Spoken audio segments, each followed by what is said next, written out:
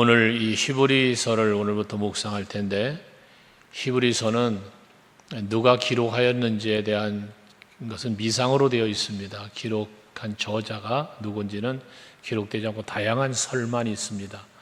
아마 이 사람이 기록했을 것이다 라는 그러한 설만 있는데, 그러나 모든 성경은 실제적인 저자는 성령이시라는 관점에서 볼 때 우리 사람으로서의 저자가 누구였든, 그것이 바나바였다, 아볼로였다, 뭐 여러 가지 누가다 등등 이야기하지만 그렇게 중요한 건 아니라고 생각을 합니다.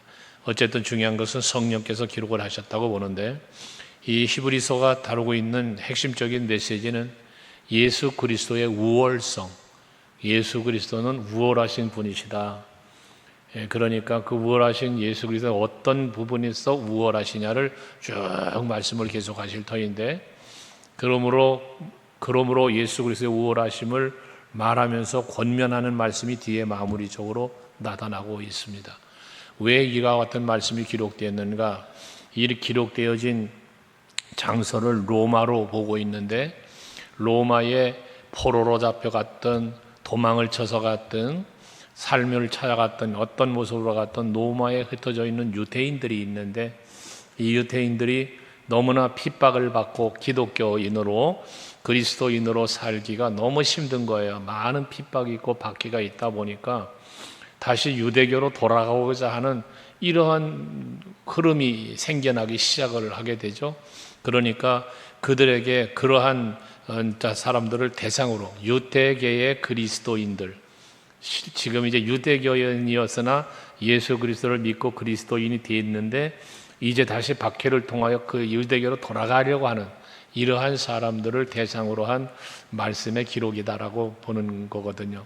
그래서 어쨌든 중심적인 내용은 예수 그리스도의 우월하신 부분을 다루는데, 오늘 본문에서도 1절에 보면 옛적의 선지자들을 통하여, 선지자를 이야기하는 거예요. 옛적의 선지자들을 통하여 여러 부분과 여러 모양으로 우리 조상들에게 말씀하신 하나님이 선지자들을 통하여 우리에게 주신 메시지가 있잖아요. 구약시대에 보면 구약시대에 많은 선지자들이 있는데, 그 선지자들을 통하여 하나님께서 뜻하신 바를, 하나님의 계시를, 때로는 율법을, 때로는 저들을 책망도, 이런 모든 것들을 선지자를 통하여 말씀을 하셨단 말이에요.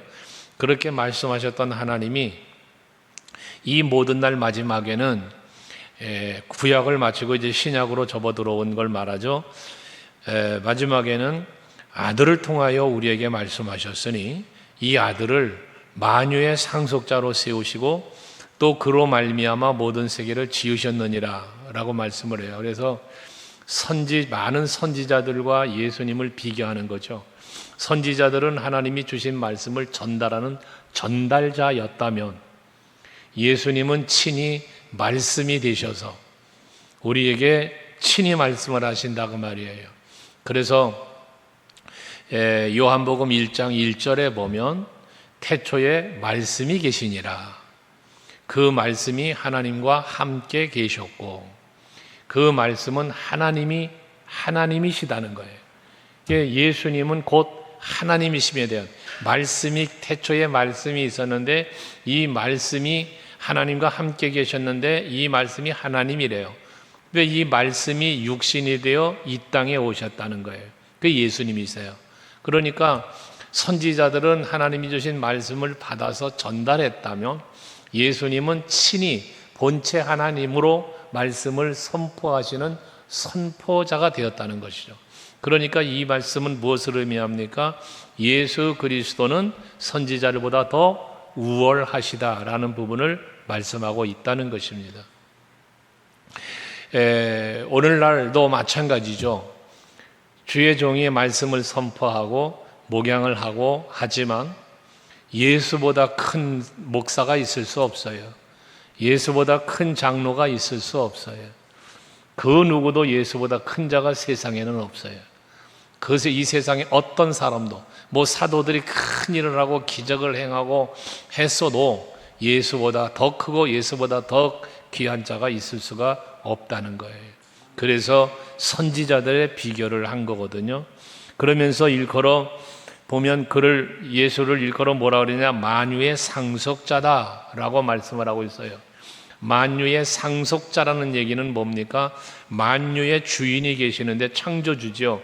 만유를 창조하신 창조주 하나님께서 이 예수님을 상속자로 삼으셨다는 얘기는 만유의 주인을 삼으셨다는 얘기예요. 그러니까 예수님은 피조물이 아니고 모든 만물의 창조주이시고, 그러면서 이 만물의 주인이 되시는 분이 바로 예수시라는 거죠. 피조물이 아닌 창조주라는 거예요. 이게 예수님의 우월하심을 이렇게 또 표현하고 있는 것이거든요. 그래서 그로 말미암아 모든 세계를 지으셨다는 거예요. 예수님의 하나님께서 천지 만물을 창조하실 때에 그 천지 만물을 창조하시는 창조 사역에 함께 하신 분이고, 그러니 이 모든 만물의 주인이 되시는 분이시다는 거지. 여러분, 우리가 하나님을 믿고 예수를 믿을 때에 단순히 예수는 나의 구원자라는 구원자로만이 아니라 예수는 창조자시요 모든 만물의 주인이심을 믿어야 되는 거예요. 그래서 마태복음 28장에 19절 20절의 말씀에 보면 하늘과 땅의 모든 권세를 가지시니가 가라사대 그러죠. 하늘과 땅의 모든 권세를 가지시니, 누가? 예수님이세요. 그러니까 예수님은 하늘의 권세와 땅의 모든 권세를 가지신 분이라는 말씀입니다. 이렇게 예수님은 우리 인간과 다른 이요 세상을 다스리는 분이시라는 것이죠. 그래서 3절에 보면 예수님은 하나님과 동등하심에 대한 말씀을 하고 계시는 거예요. 거기 보면 이는 하나님의 영광의 광채시요, 하나님의 영광은 하나님의 임재, 하나님의 능력, 역사를 말하는데, 그 영광의 광채, 영광은 빛으로 표현할 수 있는데 영광의 광채시라는 건 하나님의 영광의 자체라는 거예요. 예수님은 하나님 영광 자체이시다. 그래서 요한복음 1장에서 예수님의 오심에 대하여 세상에 참빛으로 오셨다라고 말씀을 하시죠. 참빛으로 오셨다. 이 빛은 여러 가지 의미를 상징할 수 있죠. 근데 이 빛은 천지 만물을 창조하실 때 흑암이 가득하고 모든 것이 다 어지러운 그런 혼란할 때에 빛이 있으라 하심에 빛이 있었고 하죠. 무질서한 세상을 질서 있는 세상으로 바꾸는 시작이 빛이에요.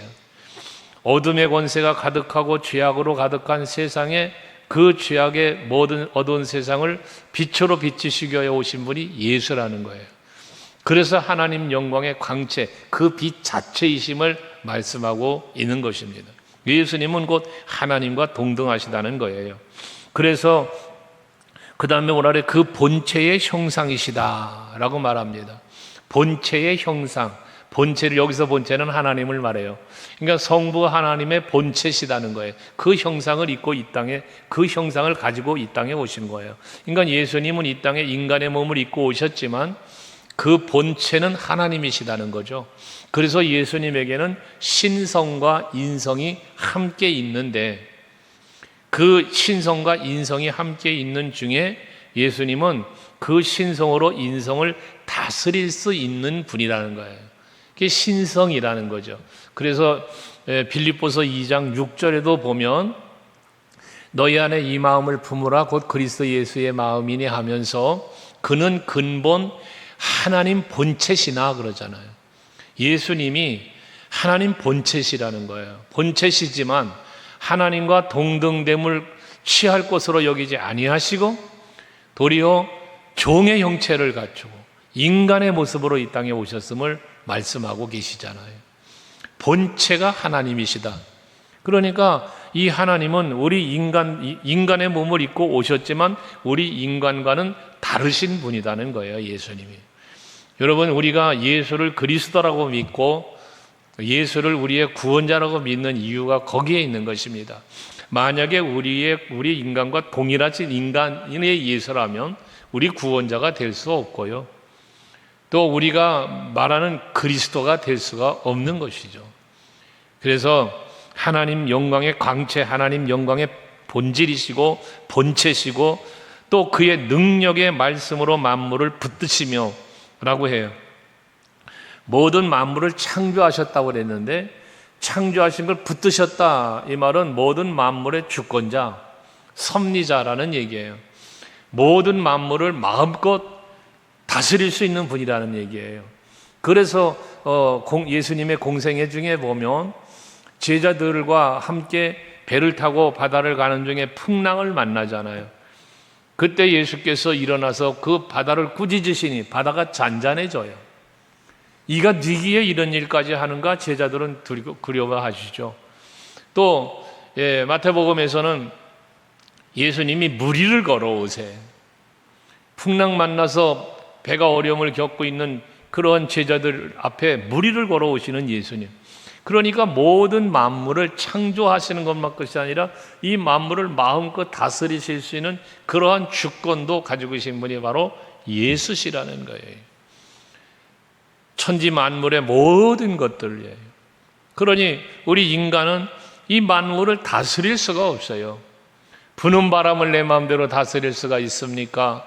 여러분, 떠오르는 태양을 내 마음대로 머물게 할 수가 있습니까? 안 되잖아요. 태양아 머물러라 하니 머무르게 하시는 이가 하나님이시잖아요. 이것처럼 만물을 붙드시는 분이라는 거예요. 주권자, 다스리시는 분이라는 거죠. 그러시면서 또 이어진 말씀에는 죄를 정결하게 하는 일을 하시고 라고 말씀을 해요. 죄를 정결하게 하신다. 죄를 정결하게 하시는 건 뭐예요? 용서하시는 거예요. 사하시는 거예요. 죄 사함의 권세가 예수께 있다는 거예요. 그래서 이사야서 53장 말씀에 보면 4절 말씀, 5절 말씀이죠. 이사야서 53장 5절 말씀에 보면 예수님의 십자가의 죽으심에 대한 예언을 이사야 선지자가 하잖아요. 그 표현을 보면 예수님이 십자가의 고난 당하심을 그대로 표현하고 있어요. 그가 찔림은, 그가 상함은, 그가 징계를 받음으로, 그가 또 채찍에 맞음으로 예수님이 십자가 지실 때 당하신 모든 고난을 다 말씀을 해요. 근데 그 예수님의 십자가 고난이 무엇 때문인가 보면 우리의 허물 때문이다.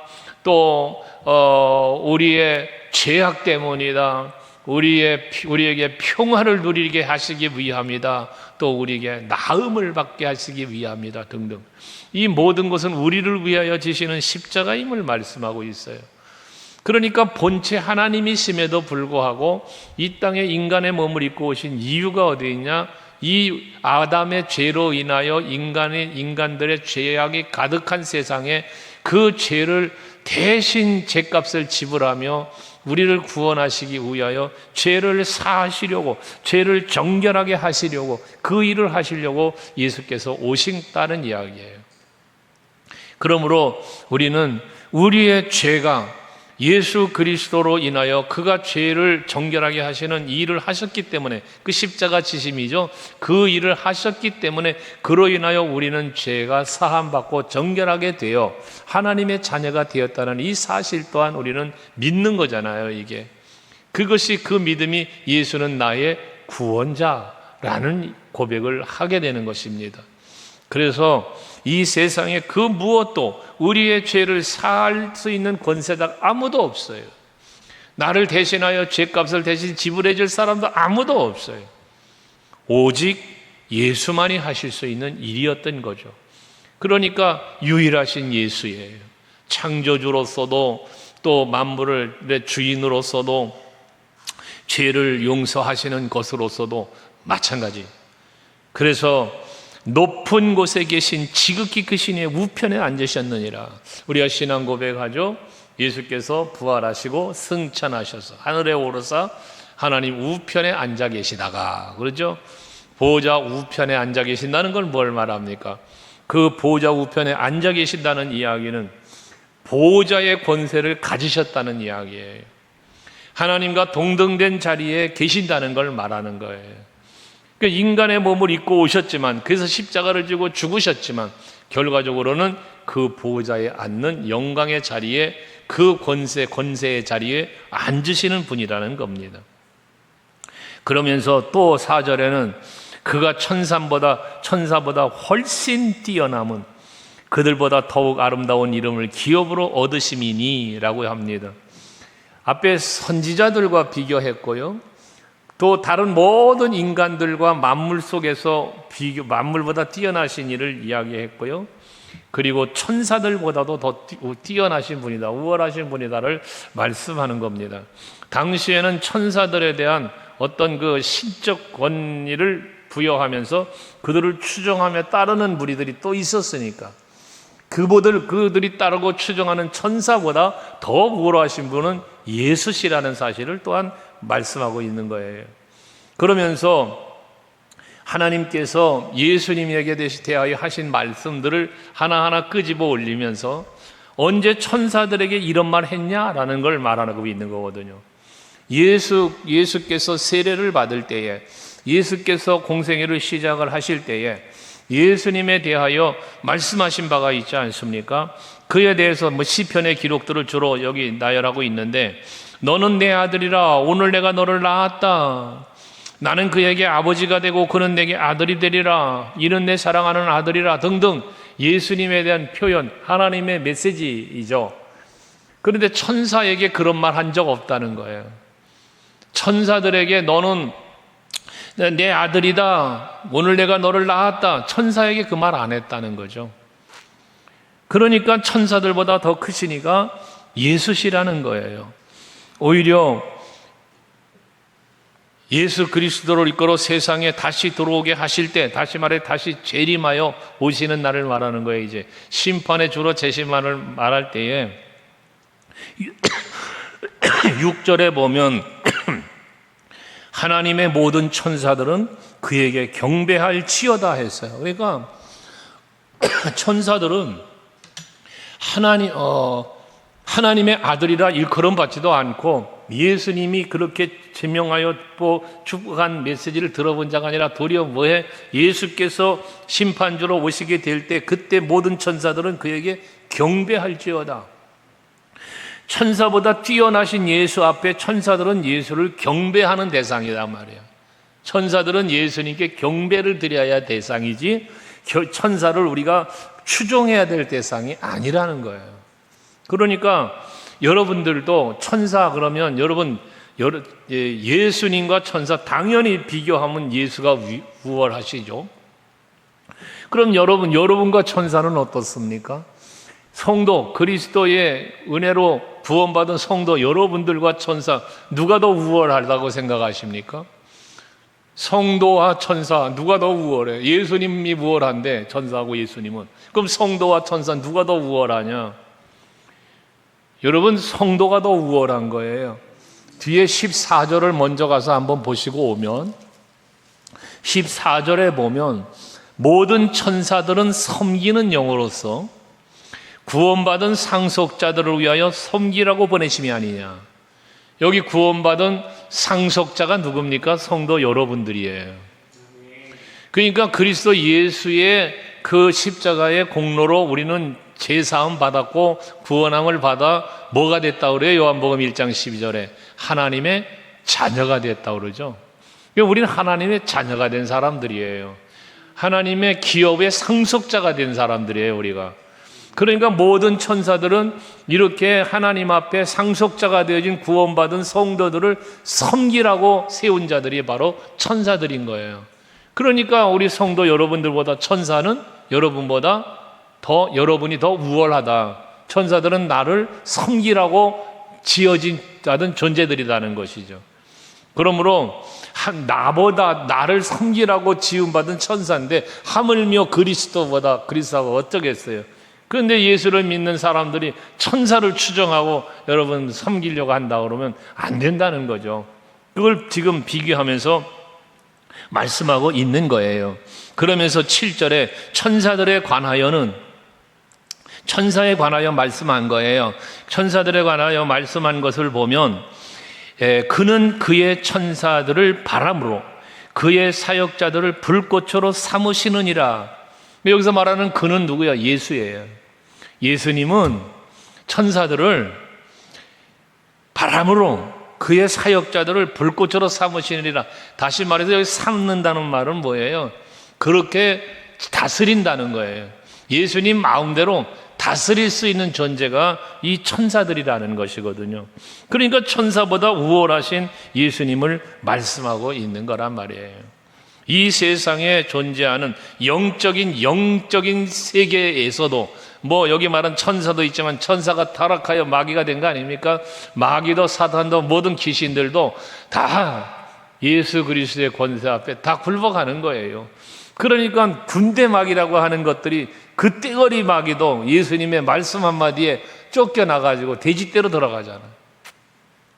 모든 귀신 들린 자 예수의 이름으로 말씀을 선포하니까 벙어리가 되게 하고 김어거리가 되게 하고 이런 귀신도 떠나가라 그러니까 그에게서 나가잖아요. 쫓겨나잖아요.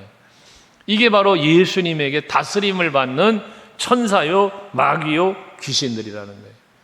그러니까 영적인 세계에서도 이 세상의 모든 만물도 피조물된 우리 인간들 포함 모든 것보다 우월하신 예수님이시다. 그런 걸 우월하다는 건 뭐냐? 그들을 다스리시는 분이라는 거예요. 그러면서 예수에 대하여 8절 9절에 다시 한번 예수의 우월하심에 대해서 말씀을 하는데 거기 보면 하나님이여 주의 보좌는 영영하며 주의 나라의 규는 공평한 규입니다. 영원한 보좌, 영원한 나라의 주인이 되시는 분이 예수라는 거예요. 그러니까 하나님의 나라는 영원하잖아요. 그 나라의 주인이신 분이 예수시니까. 그러니까 하나님의 주의 보좌는 영원하다는 것. 주의 보좌가 뭐요? 권세, 다스림, 그 나라의 주권, 이 하나님 나라를 말해요. 그 영원한 나라의 주권자가 바로 예수시라는 거죠.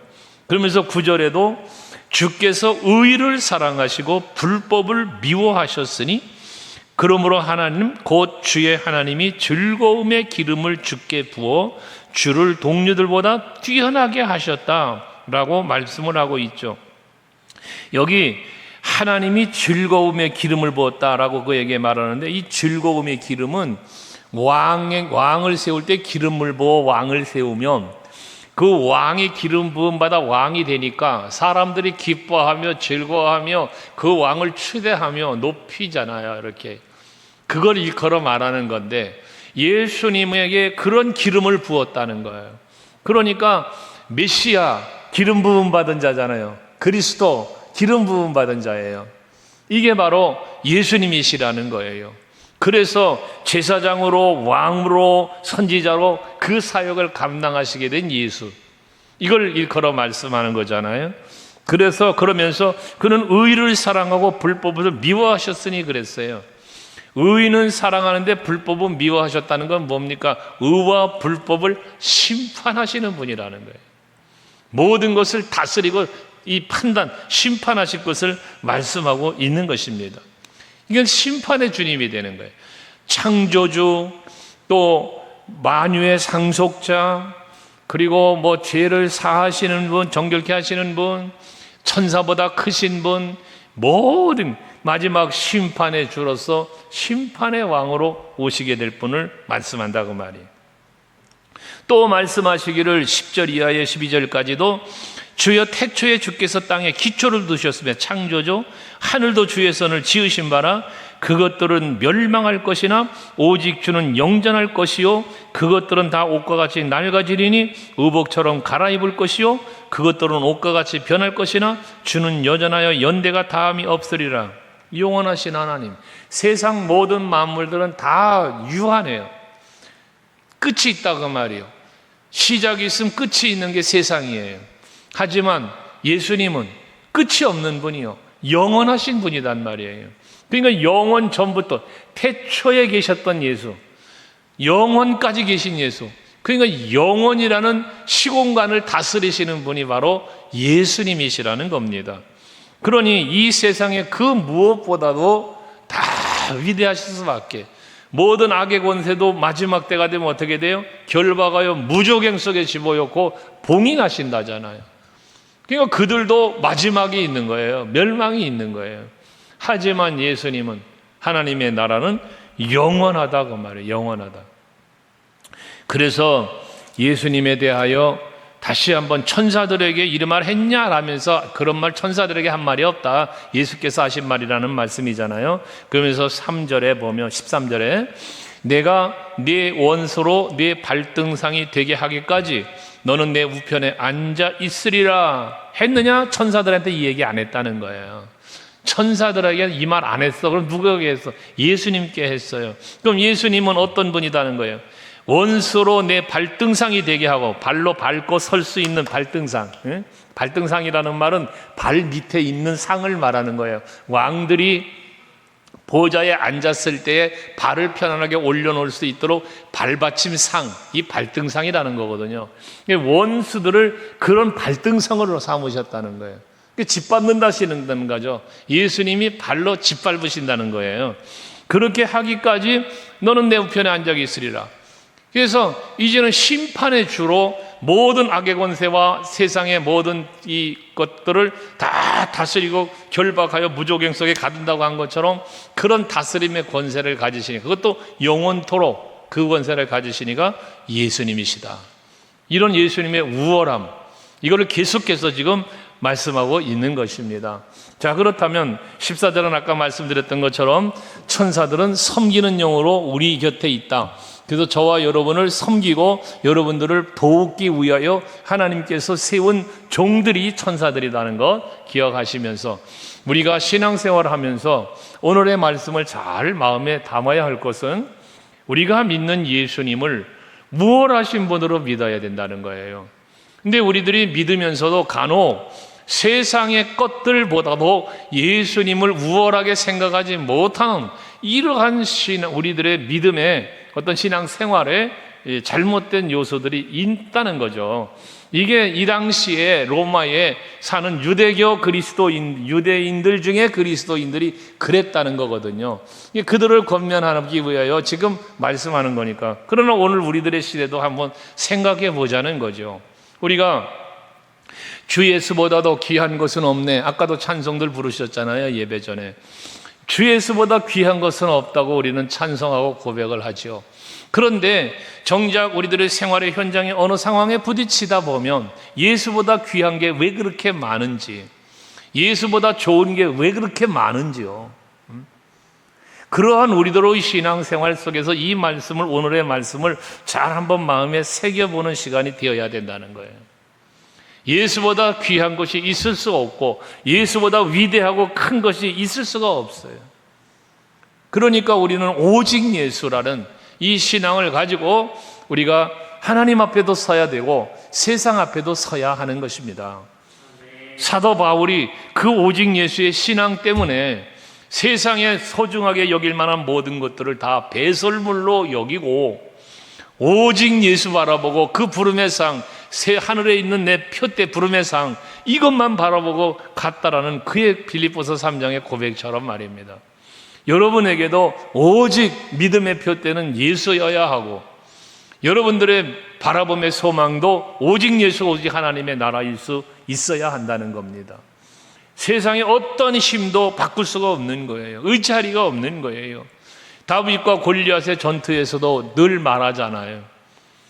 골리앗을 쳐다볼 때 그 강한 힘, 그 위협감, 그 앞에 사울왕도 백성들도 다 두려워 떤다고 그랬잖아요. 이유가 무엇 때문에요? 하나님을 보지 못하기 때문에요. 그러나 다윗은 골리앗의 위협도 보이지만 나를 도우시고 나와 함께 하시는 그 만군의 하나님, 저 골리앗 아무리 등치가 크고 아무리 힘이 세다 할지라도 그것조차도 다스리고 그것조차도 넘어뜨릴 수 있는 분이 바로 하나님이시라는 믿음, 그 믿음 때문에 골리앗과 싸우러 나갈 수 있었다고 그랬잖아요.